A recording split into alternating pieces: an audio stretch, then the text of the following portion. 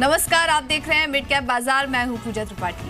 नमस्कार, मैं हूं पल्लवी। बाजार में फिलहाल चौतरफा बिकवाली देखने को मिल रही है। तमाम सेक्टर्स, तमाम इंडाइसेस इस वक्त लाल निशान में है। निफ्टी 9600 के नीचे स्ट्रगल करते हुए लगभग 45 अंकों की कमजोरी यहां पर है। 15 शेयर्स निफ्टी के जो हरे निशान में है और 36 शेयर्स ऐसे हैं जो इस वक्त गिरावट के साथ काम कर रहे हैं। इसके अलावा अगर हम सेंसेक्स की बात करें, वहां पर भी आज कमजोरी है। ऑलमोस्ट 110 अंकों की कमजोरी के साथ ट्रेड हो रहा है। मिड कैप, स्मॉल कैप तमाम इंडाइसेस में आज कमजोरी है। लेकिन मिड कैप में देख लेते हैं सबसे ज्यादा कमजोरी कहां से आ रही है। आज के सेशन में देखें तो आज रियल्टी काउंटर्स में कमजोरी है। बैंकिंग काउंटर्स से आज कमजोरी का ट्रेंड देखने को मिल रहा है। ओबेरॉय रियल्टी 4.5% नीचे है। अदानी एंटरप्राइजेस में गिरावट है। इसके अलावा भारत फोर्ज, टाटा कम्युनिकेशन जैसे स्टॉक्स हैं जहां पर आज के सेशन में कमजोरी है। मिड कैप की बात करें तो सेंट्रल बैंक, हेवल्स, एमआरपीएल यानी कि तेल, गैस और बैंकिंग काउंटर से भी आज कमजोरी देखने को मिल रही है। लेकिन कुछ चुनिंदा मिड कैप काउंटर्स है जहां पर बढ़त है। और रिलायंस कम्युनिकेशन कल भी ये चढ़ने वाले मिड कैप काउंटर्स में था और आज भी देखिए तो रिलायंस कम्युनिकेशन 2-2.5% की तेजी दिखा रहा है। वहीं जीएमआर इंफ्रा की बात करें तो यहाँ पर भी 2.5 से 3.25% की बढ़त देखने को मिल रही है। एडीएजी पैक के और जो स्टॉक्स है, रिलायंस कैपिटल, यहाँ पर भी 1.5% तक की मजबूती है। इनफैक्ट पूजा, ये जो कर्ज वाली कंपनियां हैं इस पूरे हफ्ते हमने देखा, फिर चाहे वो एमटेक ग्रुप की कंपनियां हो या फिर एडीएजी ग्रुप की कंपनियां हो, जेपी एसोसिएट्स, इन सब शेयरों में तेजी देखने को मिल रही है। कोई खास ट्रेंड आप इसमें देख पा रही हैं? हाँ जी, क्योंकि जब से खबर आई है जिस तरह से सेबी, आरबीआई, सरकार जिस तरीके से सब मिलकर कोशिश कर रहे हैं एनपीए के प्रॉब्लम्स में आगे सुधार करने के लिए, और सेबी ने अभी कुछ दिन पहले निर्णय भी लिया कि जो एनपीए एक्वायर करने के जो दिक्कत में चल रही कंपनियां हैं उनको एक्वायर करने के जो नियम है, अधिग्रहण नियम है, उनको आसान कर दिया गया है। इसके अलावा रिलायंस का तो ये है कि रिलायंस डिफेंस अपने कर्ज को, रिलायंस कम्युनिकेशन अपने कर्ज को कम करने कल मिड कैप बाजार में हमने बताया भी था कि पी निवेशकों ने मंजूरी दे दी टावर बिक्री की, जिसके चलते 11,000 करोड़ कंपनी को मिलेंगे और उससे कर्ज इसी के चलते रिलायंस ग्रुप के जितने भी शेयर्स हैं उसमें तेजी आज देखने को मिल रही है। चलिए अब दर्शकों के सवालों को भी शामिल कर लेते हैं। पहले तरीका बता दें, आप हमें टोल फ्री नंबर पर कॉल करिए या फिर आप व्हाट्सएप के जरिए और फेसबुक के जरिए भी हमसे जुड़ सकते हैं। आपके सवालों के जवाब देने के लिए आज हमारे साथ स्वाति होटकर मौजूद हैं। सबसे पहले फोन लाइन पर हैं प्रवीण, जो कि अपना सवाल पूछना चाहते हैं मुंबई से। प्रवीण जी नमस्कार, बताइए कौन सा स्टॉक लिया है? मेरे पास वेदांता लिमिटेड है 50 शेयर, 117 पे लिए है मैंने। 117, ओके। हाँ, करीबन 1 साल पहले लिए थे। ठीक है। इनफैक्ट आज अगर हम इंडेक्स गेनर्स की बात करें तो वेदांता लीड कर रहा है, लगभग 1% तक की मजबूती आज के सेशन में है। 117 का स्तर आपने बताया। स्वाति, क्या सजेस्ट करेंगे? फायदा हो रहा है इनको वेदांता में? 117 के आसपास खरीदा था, आज 236 का भाव देखने को मिल रहा है। गिरते बाजार में भी ये एक स्टॉक है जहां पर स्ट्रॉन्ग ट्रेंड देखने को मिल रहा है। कैसे लगते हैं चार्ट्स आपको? यस, वेदांता का चार्ट तो ओवरऑल काफी पॉजिटिव है। 200 डीएमए के मूविंग एवरेज के ऊपर ट्रेड कर रहा है। अगर हम लास्ट 1 ईयर का भी डेटा देखें तो इसने 200 डे मूविंग एवरेज ब्रेकडाउन नहीं दिया है, जो कि इंडिकेट करता है कि ये काउंटर काफी स्ट्रांग है।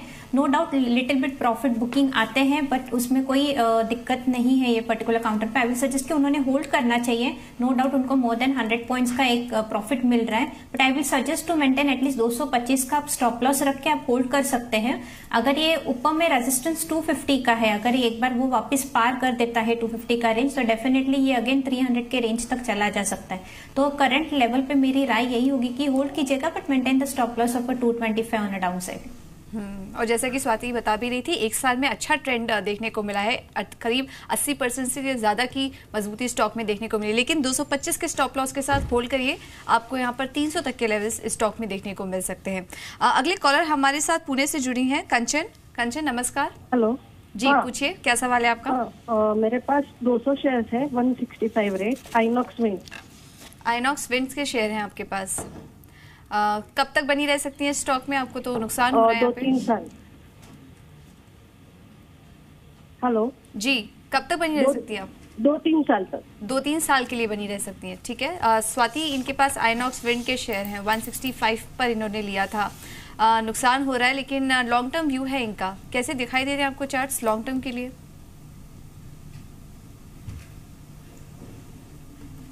सी ओवरऑल लॉन्ग टर्म व्यू भी अगर ये रखते हैं तो डेफिनेटली काउंटर इतना कुछ अच्छा प्रॉफिट या आउट परफॉर्मेंस नहीं देगा। अगर हम 2015 से भी ये स्टॉक का परफॉर्मेंस देखते हैं तो कंटिन्यूसली हमें डाउनफॉल दिखाई दिया है from 450 to almost 140 all levels. तो ये 300 पॉइंट का डाउनफॉल कंटिन्यूस चल रहा है लास्ट 1-1.5-2 साल में से।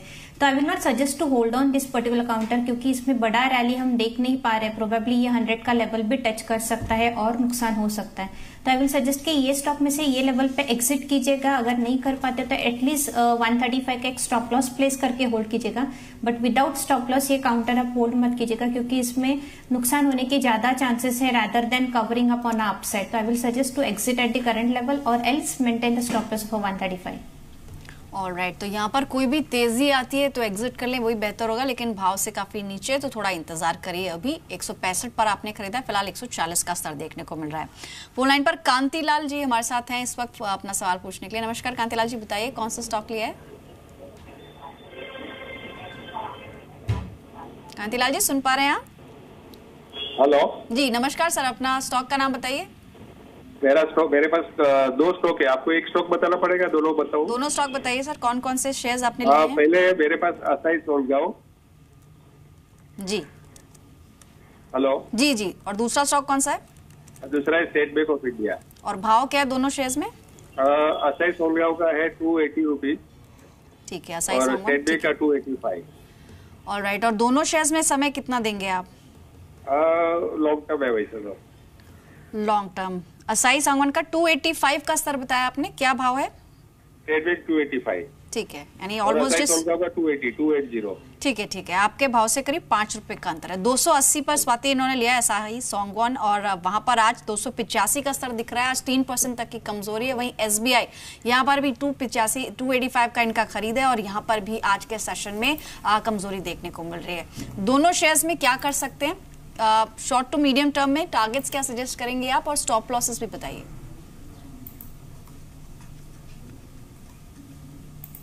यस, पहले एसआई सॉन्ग पे व्यू देना चाहूंगी। एसआई सॉन्ग पे फिलहाल तो इतना कोई पॉजिटिव साइन नहीं है टेक्निकल्स पैटर्न पे, बट नो डाउट वो 200 डे मूविंग एवरेज के ऊपर ट्रेड कर रहा है, बट नीचे में काफी 280 के क्लस्टर सपोर्ट्स है। अगर वो ब्रेक करता है तो इसमें और डाउनफॉल हमें देखने मिलेगा 250 के रेंज में।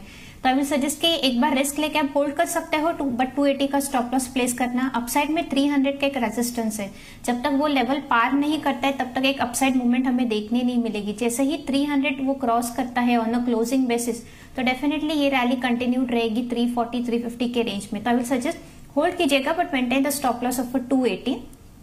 एसबीआई काउंटर तो काफी स्ट्रांग है। कल हम लोग ने देखा बैंक निफ्टी ने एक ऑल टाइम हाई किया था, बट आज due to the profit booking it has came down. Overall अगर ये लॉन्ग टर्म व्यू रखते हैं एसबीआई में तो डेफिनेटली होल्ड करना चाहिए ये पर्टिकुलर काउंटर। नीचे में 270 का इमीडिएट काफी स्ट्रॉन्ग सपोर्ट है, तो 270 के स्टॉप लॉस से होल्ड कीजिएगा। अगर आप 1-2 साल के लिए रखना चाहते हो तो प्लीज स्टॉप लॉस मत रखिएगा, ओपन पोजीशन रखिएगा। डेफिनेटली ये काउंटर में 340 350 के टारगेट्स मुझे दिखाई दे रहे हैं कमिंग 6 to 7 मंथ्स में। तो एसबीआई और असाही में भी दोनों ही स्टॉक में होल्ड करने की राय होगी, लेकिन स्टॉप लॉस मेंटेन करिए। 280 का स्टॉप लॉस सुझा रही हैं असाही में, और एसबीआई में करीब 270 का स्टॉप लॉस से होल्ड करिए। अगर आप लॉन्ग टर्म के लिए होल्ड करें तो यहाँ पर आपको शानदार रिटर्न देखने को मिल सकते हैं। अगले कॉलर हमारे साथ पटना से जुड़े हैं मनोज। मनोज नमस्कार। मनोज आपको आवाज आ रही है हमारी? हाँ हाँ आवाज आ रही है जी, सवाल पूछिए अपना। हेलो जी पूछिए, क्या कौन सा स्टॉक है आपके पास? मेरे पास होंडा सीएल है 100 नंबर 1410 के रेट से लॉन्ग टर्म इन्वेस्टमेंट के लिए इन्वेस्ट किया है। ये कब लिया था आपने?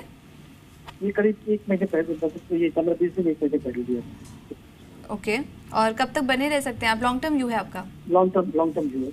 ठीक है। स्वाति, होंडा सील इस पर क्या राय होगी आपकी? आज कमजोरी भी है, करीब 1.5% की कमजोरी के साथ ये स्टॉक ट्रेड कर रहा है, और इनकी खरीद 1410 के आसपास की है। नुकसान हो रहा है इनको, लेकिन लॉन्ग टर्म के लिहाज से अगर आपको सजेस्ट करेंगी तो क्या राय देंगी इस स्टॉक के लिए?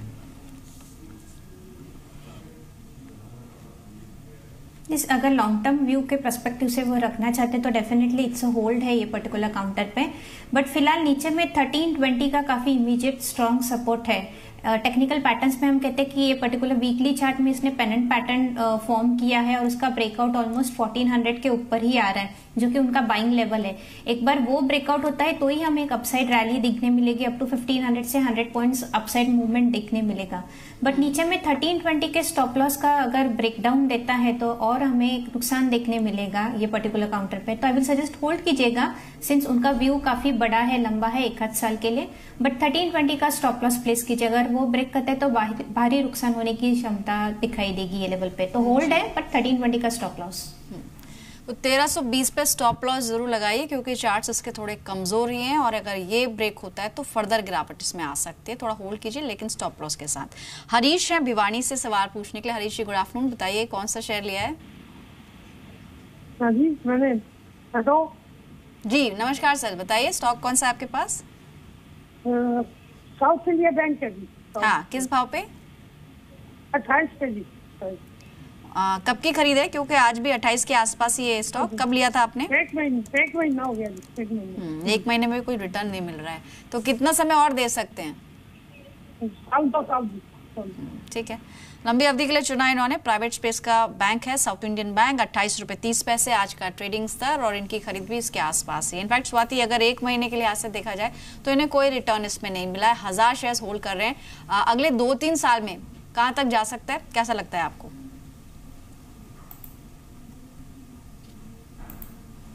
यस, अगले 2-3 साल के लिए व्यू तो पॉजिटिव है। अपसाइड 30 का उसको काफी स्ट्रॉन्ग रेजिस्टेंस है, एक बार वो ब्रेक करता है तो 45 to 50 के लेवल्स हमें दिखाई देंगे 1-2 साल में। नीचे में फिलहाल इमीडिएट सपोर्ट है 25 रुपीज का, तो आई विल सजेस्ट एक बार 25 रुपीज के स्टॉप लॉस से वो होल्ड कर सकते हैं ये पर्टिकुलर काउंटर। अगर वो ब्रेक करता है तो हमें थोड़ा डाउनफॉल देखने मिलेगा, which might take a stock towards 20 और लेवल्स। क्योंकि अगर हम टेक्निकल चार्ट्स देखते हैं तो वीकली चार्ट में ये फिलहाल ओवरबॉट जोन में है और 2830 काफी क्लस्टर रेजिस्टेंट है अपसाइड। जब तक वो ब्रेक नहीं करता है हमें एक प्रॉफिट बुकिंग हिट दिखाई दे सकती है ये लेवल पे, तो होल्ड कीजिएगा बट स्ट्रिक्ट स्टॉप लॉस 25 का रखिएगा। तो साउथ इंडियन बैंक में स्ट्रिक्ट स्टॉप लॉस मेंटेन रखिए 25 का। इनफैक्ट पल्लवी, कुछ जो साउथ बेस्ड बैंक हैं वो आपके का फेवरेट भी है। नहीं, मेरे फेवरेट तो है, लेकिन कर्नाटका में जो फार्म लोन वेव किया गया है उसकी वजह से जितने भी, specially Karnataka bank, south Indian bank, Andhra bank, अगर इनके चार्ट्स पर आप नजर डालेंगी तो पिछले 5 दिनों में काफी ज्यादा टूटे हैं स्टॉक। आज तो खैर ओवरऑल मार्केट कमजोर है, इसलिए भी यहाँ पर कमजोरी देखने ये को मिल सारे रही है। बैंक पिछले 5 दिनों से लगातार डिक्लाइनिंग ट्रेंड में है। और क्या हुआ था, जब आंध्र प्रदेश में भी जब किसानों का लोन माफ किया गया था तो इस वजह से भी इन स्टॉक्स में काफी गिरावट हुई थी, और अभी देखिए फिर से यहाँ पर कंसर्न देखने को मिल रहे हैं। चलिए कुछ और कॉलर भी जोड़ सकते हैं। साउथ इंडियन बैंक में होल्ड करने की राय होगी, 25 के स्टॉप लॉस के साथ होल्ड करिए स्टॉक पे। अगले कॉलर हमारे साथ अमरावती से जुड़े हैं, तुषार नमस्कार। जी मैम नमस्ते। जी पहले तो मुबारक हो आपको, अमरावती शायद स्मार्ट सिटीज की लिस्ट में शामिल हो चुका है आपको। जी मैम, मैं अमरावती महाराष्ट्र की बात कर रहा हूँ। अच्छा, आप अमरावती महाराष्ट्र से बोल रहे हैं, ठीक है, मुझे लगा आप वहाँ से आंध्र प्रदेश से बोल रहे हैं। चलिए सवाल पूछ लीजिए आपका। जी मैम, मेरे पास GMR इंफ्रा के शेयर है 5000 के भाव पर। ओके, तो मैडम मुझे लॉन्ग टर्म इसमें इन्वेस्ट रहना है। लॉन्ग टर्म के लिए आप निवेश करना चाह रहे हैं, ठीक है। ये कब लिया था, क्योंकि आप ही की खरीद के आसपास ट्रेड कर रहा है? जी मैम, मैंने कल ही परचेस किया है आपकी रिकमेंडेशन पे, चैनल की, गौरांग शाह की। ओके, ठीक है, राय ले लेते हैं। स्वाति, GMR इंफ्रा इन्होंने लिया है 21 के भाव पर इन्होंने लिया था, लॉन्ग टर्म के लिए होल्ड कर सकते हैं और आज 4% की मजबूती भी है स्टॉक में। क्या राय होगी लॉन्ग टर्म के लिए GMR इंफ्रा पर?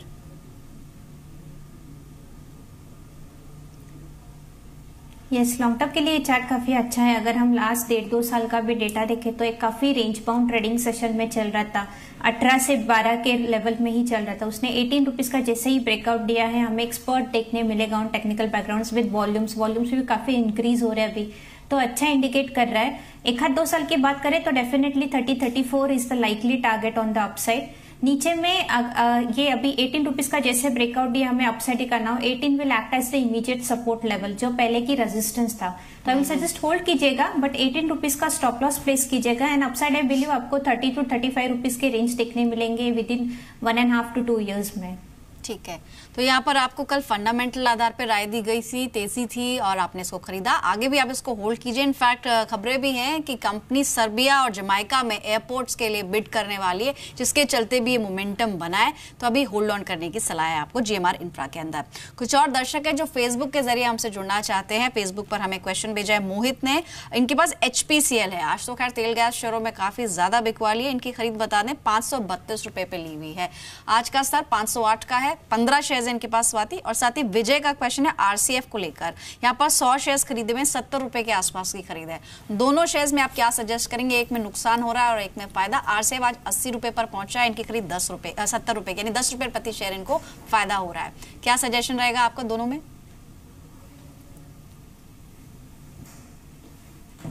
इस RCF में उनका अच्छा प्रॉफिट हो रहा है। फिलहाल ये 80 के रेंज में चल रहा है। मानसून सीजन में तो हमेशा फर्टिलाइजर स्टॉक्स हमेशा भागते रहते हैं, बट अगर हम लास्ट 2-3 दिन से देखें तो RCF में फिलहाल एक प्रॉफिट बुकिंग सेशन दिखाई दे रहा है, बिकॉज वो 50 डेज मूविंग एवरेज का काफी स्ट्रॉन्ग सपोर्ट रेजिस्टेंस ले रहा है जो कि 90 लेवल्स है। तो आई विल सजेस्ट होल्ड कीजिएगा ये काउंटर। डेफिनेटली इसमें मूवमेंट आएगा, बट नीचे में उसको सपोर्ट है 78-77 का। तो अगर आप प्रॉफिट गंवाना नहीं चाहते हो तो एटलीस्ट 78 का प्रॉफिट स्टॉप लॉस रखिएगा। ऊपर में वे अगर ये वापस 84-83 का ब्रेकआउट देते हैं तो आपको 90 लेवल्स देखने मिलेंगे, वहां पे आप प्रॉफिट बुक कर सकते हो। तो मेरी राय RCF पे होल्ड है, but maintain the stop loss of 78। Hind petro पे इतना कोई खास चार्ट नहीं दिखा रहा है। Oil and gas particular counters चल नहीं रहे काफी दिनों से। उसने एक डबल रेजिस्टेंस बनाया है which comes to at around 570-600 के रेंज में। तो जब तक वो ब्रेकआउट नहीं देता, इसमें कोई new up trend rally start नहीं होगी। आई विल सजेस्ट उन्होंने एग्जिट करना चाहिए ये लेवल पे। I will not suggest to give a hold call on this particular counter at the current level. अगर ये 500 का लेवल तोड़ता है तो नीचे हमें और 50 पॉइंट का एक डाउनफॉल दिखाई दे सकता है। तो ये करंट स्टॉक पे हिंद पेट्रो पे मेरी राय सेल होगी।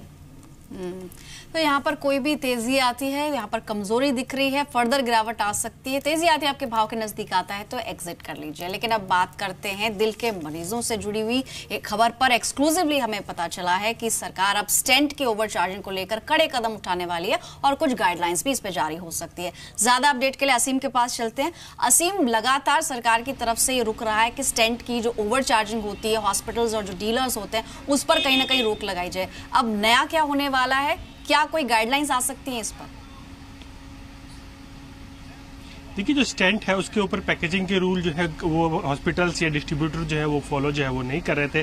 खासतौर पे कि अगर किसी इंपोर्टर ने स्टेंट की कीमत जो है 15-20 हज़ार रुपये में अगर उसने मंगाया तो वो इंपोर्टर जो है डिस्ट्रीब्यूटर को जो है वो 40 हज़ार रुपये में बेचा था। डिस्ट्रीब्यूटर आगे उसको हॉस्पिटल में 80 हज़ार रुपये में बेचा था और हॉस्पिटल जो है मरीज से करीबन 1.5 से 2 लाख रुपये जो है वो चार्ज करते थे। तो सरकार को ये लग रहा था कि जो पैकेजिंग के रूल्स हैं इसको फॉलो जो है वो नहीं किया जा रहा है। तो सरकार एक लीगल मेट्रोलॉजी में स्टेंट को जो है इंक्लूड करने जा रही है। यानी कि अब जो स्टेंट है उनके लिए आपको जो है पैकेजिंग के नियम जो है वो फॉलो करने पड़ेंगे, जिसमें कि आपको इंपोर्टर का नाम, इंपोर्टर का पता, इंपोर्टर का MRP और उसके साथ साथ जो हेल्पलाइन नंबर है वो उसको जो है वो देना पड़ेगा। तो उससे पैकेजिंग के नियम जो है उसको यानी कि फॉलो करने पड़ेंगे। उसके ऊपर आप स्टिकर या लेबल लगा करके उसको आप टेम्पर जो है वो नहीं कर पाएंगे, उसको ओवरचार्ज जो है वो नहीं कर पाएंगे। इससे ये होगा कि जो स्टेंट पहले 15,000 में जो इंपोर्ट होता था वो 15,000 का ही मिलेगा। उसके ऊपर 2 लाख रुपए जो है हॉस्पिटल जो है वो चार्ज नहीं कर पाएगा। उसके ऊपर किसी भी तरह का स्टिकर लगा करके वो पूरी तरह से गैर कानूनी जो है सरकार इसको डिक्लेयर करने जा रही है और जल्दी इसके ऊपर गाइडलाइन जो है वो जारी की जा सकती है। जी, इनफैक्ट असीम की एक एक्सक्लूसिव खबर पहले भी आई थी पल्लवी कि वो स्टेंट के दाम पे कैप लगाने की बात की गई थी। इनकी एक्सक्लूसिव खबर थी और जून में इस तरह की खबर भी देखने को मिली थी।